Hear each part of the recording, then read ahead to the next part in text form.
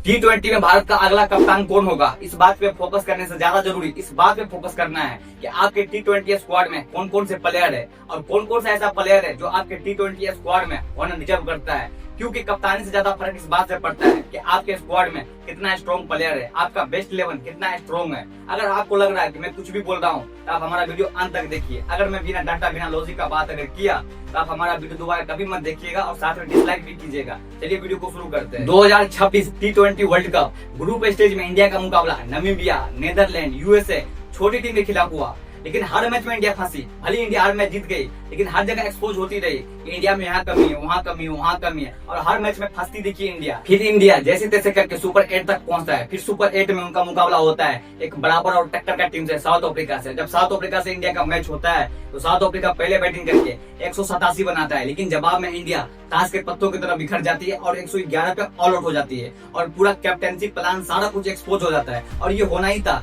क्योंकि जब छोटे छोटे टीम के खिलाफ नामीबिया, यूएसए, नेदरलैंड के खिलाफ जब इंडिया स्ट्रगल कर रही थी, इनकी बराबर और टक्कर की टीम मिलता, यही होना था और यही हुआ। लेकिन इंडिया उस टाइम नॉकआउट स्थिति में पहुंच गया। अब एक मैच भी इंडिया हारता तो वहाँ T20 वर्ल्ड कप से बाहर होता। लेकिन इंडिया उस टाइम एक सबसे अच्छा फैसला लिया पूरा इस वर्ल्ड कप में, संजू सैमसन को मौका दिया और अगला मैच वेस्ट इंडीज के साथ हुआ और वेस्ट इंडीज के साथ नॉकआउट मुकाबला। अगर इंडिया वहाँ हारती तो इंडिया बाहर, और फिर इंडिया वेस्ट इंडीज का मैच होता है और वेस्ट इंडीज पहले बैटिंग करके 195 बनाती है और फिर इंडिया मैदान में आती है चेस करने के लिए और फिर से इंडिया का वही हाल, एक तरफ से विकेट गिरते जा रहा है, लेकिन दूसरी तरफ से संजू सैमसन अकेले खड़ा था और 97 रन मार के एक तरीका से क्वार्टर फाइनल नॉकआउट मुकाबला में 97 रन मार के अकेला मैच निकाला और इंडिया को सेमीफाइनल में पहुंचा दिया। लेकिन संजू सैमसन का भूख वहां भी खत्म नहीं हुआ। इंग्लैंड के खिलाफ सेमीफाइनल में 89 रन ठोक के 200 प्लस स्ट्राइक रेट से 89 रन ठोक देता है और अकेली इंग्लैंड को मैच से बाहर कर देता है और इंडिया वो भी मैच जीत के फाइनल में चल जाती है। लेकिन फिर संजू सैमसन का भूख कहाँ मिटने वाला, उनको कितना तरपाया गया था, उनका भूख बहुत ज्यादा था।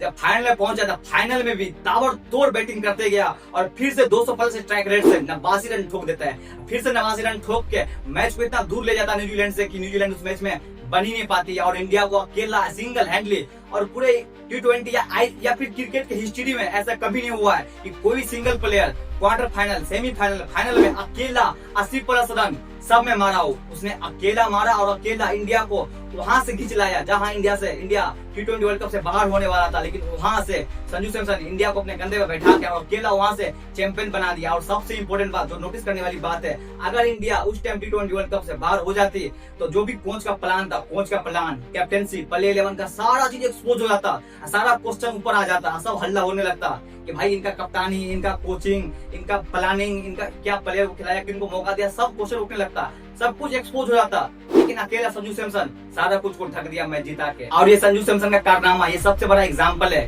कि आपकी टीम में कप्तान होने से ज्यादा जरूरी है एक स्ट्रॉन्ग प्लेयर और एक स्ट्रॉन्ग स्क्वाड और स्ट्रॉन्ग प्ले 11 होना बहुत ज्यादा जरूरी है। आपको बोर नहीं करेंगे, बस लास्ट एग्जांपल वो सुन लीजिए। IPL 2026 में राजस्थान रॉयल्स क्वालिफाइड 2 तक पहुंची, लेकिन जरा सोचिए अगर राजस्थान रॉयल्स ग्रुप स्टेज में ही बाहर हो जाती, आपको क्या लगता है रियान पराग के कप्तानी के ऊपर क्वेश्चन नहीं उठता? 100% उठता। जब ऋषभ पंत को कप्तानी छोड़ना पड़ सकता है ग्रुप स्टेज से बाहर होने के कारण, जब हार्दिक पांड्या को कप्तानी छोड़ना पड़ सकता है ग्रुप स्टेज से बाहर होने के कारण, तो रियान पराग के ऊपर भी कप्तानी के लिए क्वेश्चन उठता और हो सकता था तो उनको कप्तानी भी छोड़ना पड़ सकता था। तो मैं यही कहना चाह रहा हूँ, अगर आपके पास स्ट्रॉन्ग प्लेयर है, स्ट्रॉन्ग टीम है, अगर वो परफॉर्मेंस कर रही है, अगर आप टूर्नामेंट के रेस में आगे जा रहे हो, जैसे एग्जांपल के लिए राजस्थान रॉयल्स क्वालिफाइड 2 तक गया और क्वालिफाइड 2 तक जाना एक अचीवमेंट है, तो आपके ऊपर अगर सवाल उठने वाला भी होगा तो नहीं उठेगा। लेकिन चाहे आप कितनी भी अच्छी कप्तानी कर लो, अगर आपकी टीम और प्लेयर परफॉर्मेंस नहीं कर रहा है तो आपके ऊपर भी सवाल उठेगा, आपकी कप्तानी के ऊपर भी सवाल उठेगा और आपके प्लानिंग के ऊपर भी सवाल उठेगा। तो इतने सारे एग्जाम्पल देने के बाद मैं उम्मीद करता हूँ कि आप समझ गए होंगे जो मैं समझाना चाहता हूँ। मैं यही कहना चाहता हूँ कि अच्छा कप्तान होने से ज्यादा जरूरी है कि अच्छा स्क्वाड, स्ट्रॉन्ग स्क्वाड, अच्छा प्ले 11, स्ट्रॉन्ग प्ले 11 होना चाहिए। और जब भी स्ट्रॉन्ग स्क्वाड का जिक्र करता हूँ तो बहुत तकलीफ के साथ ये कहना पड़ता है कि रजत पाटीदार